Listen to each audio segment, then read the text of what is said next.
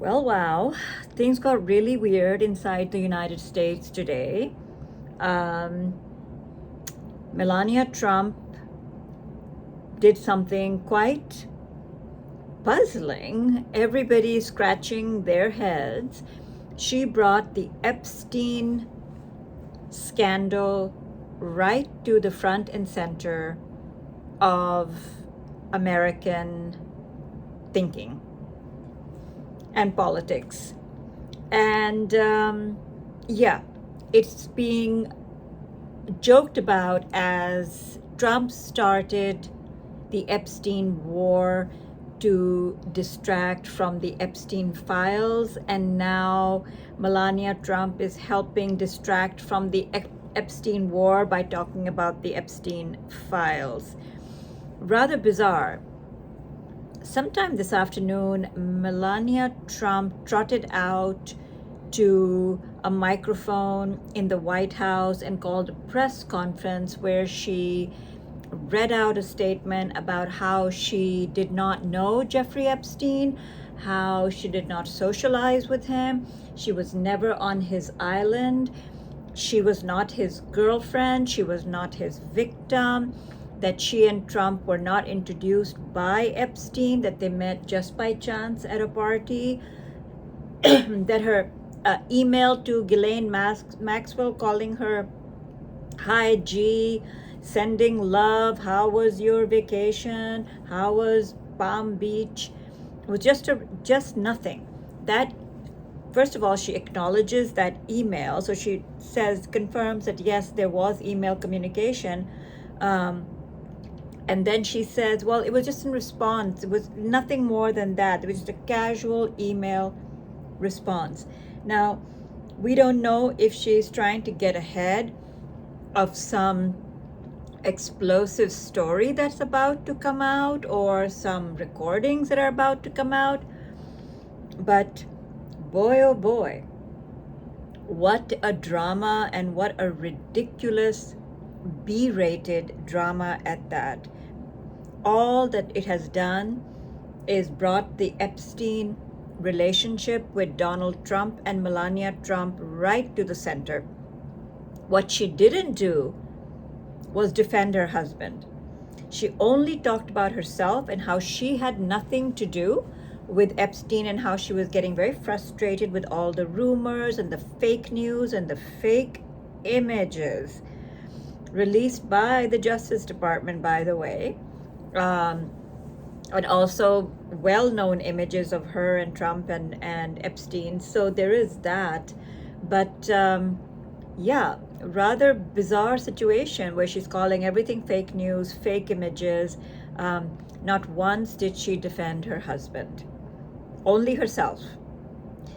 That caught everybody's ear as well. So there is that. Very strange, very, very strange how this happened today in the middle of a war where 3,000 Iranians are dead, 175 elementary school children. Lebanon was struck by Israel yesterday, killing more than 300 people. In 10 minutes, they decimated 100. They struck 100 times in 10 minutes. Thousands are injured, and overall, more than 1,000 have been slaughtered in Lebanon. So, in the midst of all this, when the most high-stakes negotiations are about to happen, she decides that this would be the time. When Trump is asked, he says initially he knew nothing about it. He knew nothing about what his wife was going to say from the White House in a press conference that is going to have major political ramifications for him and the Republicans. He knew nothing about it, apparently. Okay? That, meanwhile, he's busy saying that he also knew nothing about the fact the Strait of Hormuz is, that the Iranians are charging a toll through the Strait of Hormuz. Well, it's literally been almost a month that they've been doing that. It's been the most widely reported story as well. So he said he knows nothing about it, and that is terrible, and they must immediately stop. After yesterday having said that he and the Iranians will form a joint venture to charge countries who are using that shipping lane. A joint venture, and they will earn a lot of money. And we all remember the me and Ayatollah will manage the Strait of Hormuz together. So yes, just yesterday we were talking about a joint venture sharing the revenue with Iran. Before that we were talking about me and the Ayatollah, and today was like he knew nothing about it. So there's levels of meltdown that are happening. What else is he melting down? He's melting down about NATO countries. He is once again trying to threaten Greenland. We're back to threatening Greenland. Just a piece of ice, he says, which is badly managed piece of ice that should be his, is what he is talking about. Completely spiraling on that front. But yes, it is quite remarkable that we are talking about the Epstein files again, because Melania Trump decided that that was an important subject to bring up today in particular. So we are hearing rumors that the Iranian delegation is already in Islamabad, but of course there is no confirmation of that. The Iranian media is denying that they are there. It is now coming to, I would say, about 6 a.m. in Pakistan, so it's already morning. It's Friday morning in Pakistan. At least I don't see any confirmation from the Pakistani side that the Iranians have arrived or that J.D. Vance has arrived. We do not know. We have seen tweets by Mr. Ghalibaf saying time is running out and we will not proceed to these negotiations unless the ceasefire on Lebanon does not happen. So that is something that we are watching very, very carefully.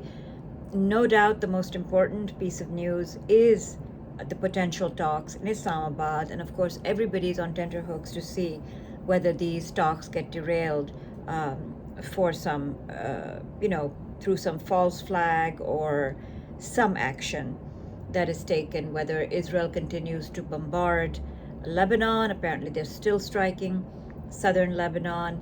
And the news that came out about this subject is that Donald Trump had acknowledged that yes, Lebanon was included in the original agreement for the ceasefire. But that night, was it Tuesday night, Netanyahu called Trump and Trump's tune changed. And suddenly the talking point was that Lebanon was never part of the agreement and there was a misunderstanding and Lebanon was not included, etc. But it seems, according to CBS News, that it was Netanyahu's phone call that torpedoed the truth. So there we are again. Not only did he dupe him into going into this foolish war, he also forced him to come out and lie about Lebanon, which led to this massive bombing within hours. This massive bombing yesterday on absolutely unwitting civilians going about their day, going about their business, no warning whatsoever, indiscriminate bombing of densely populated areas. So yes, Netanyahu gave that order, but we have to hold Mr. Trump complicit in that, because had he put his foot down and said, no, Lebanon is part of the ceasefire and we do not agree to change that, perhaps these people would still be alive. Perhaps these women and men and children would still be alive. But one phone call from Netanyahu allowed him to extinguish so many lives in 10 minutes. That is something we really need to ponder on how it actually happened. And that sort of explains the outrage being expressed by so many of the European leaders who probably knew that this is how it went down. So let us see what comes out of this, and maybe there'll be more revelations about everything. But yes, very bizarre happenings inside the US right now, for sure. Oh, how could I forget? I guess it's getting to be nighttime here, so exhaustion is setting in. But yes, it seems that now more and more media are reporting a story that came out of free press media and a reporter who covers the Vatican. And that is that sometime in January, Pope Leo made a speech to diplomatic corps and talked about international law and the importance of international law. Soon after, the representative of the Holy See in the US was summoned to the Pentagon. You heard that right, the Pentagon. And apparently he was lectured by Pentagon officials, especially by a man named Colby. And it got pretty bitter. And the Pentagon officials brought up Avignon Papacy. And apparently that was a reference to when the French used their military might to bring the Vatican to heel. And they basically put the gun to the head of the Pope in order to make him submit to their will. And so the Pentagon officials basically told the Holy See representative that America is the mightiest military and they will do what they want, where they want, whenever they want, and the Vatican better line up behind them. And since then, the Pope has only ratcheted up his pronouncements against the war, against dictatorship, against bloodletting, and has called upon the citizens of the world to call their representatives to call for peace. And there's also some rumors that the Pope has canceled all plans to come to the United States. So this is, again, a very bizarre story that is now being reported by ABC News, NBC News, CBS News, and CBS actually interviewed the journalist who broke the story. And he is saying he's standing by his sources and he's standing by the story, although the Pentagon is saying that they're admitting that the meeting happened, but they're saying this journalist is exaggerating the details. Not that he's falsifying details, he's exaggerating the details. So yes, Pete Hegseth, who believes in a form of Christianity that shuns everything else, including Catholicism.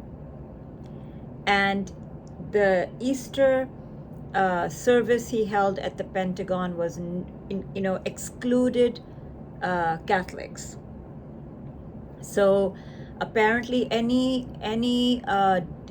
demonstrative religion, like Catholicism, where you have saints or where you have any kind of overt signs of worship, is something that Pete Hegseth says that he shuns. So Catholicism is not his cup of tea. However, J.D. Vance has converted to Catholicism. So he was asked about that. He said he didn't know anything about it. In fact, he couldn't remember who the representative of the Holy See was, although he had met them. Today he's apologized for not remembering him and for not sounding serious enough about it. But yes, that is what is going on in the most powerful country in the world. Supposedly, they are threatening the Pope. They're actually threatening the Pope, whose representative was summoned to the Pentagon. So there you have it, people. This is what is happening inside the United States while we wait for the most important thing, which is whether the talks are going to happen in Islamabad or not.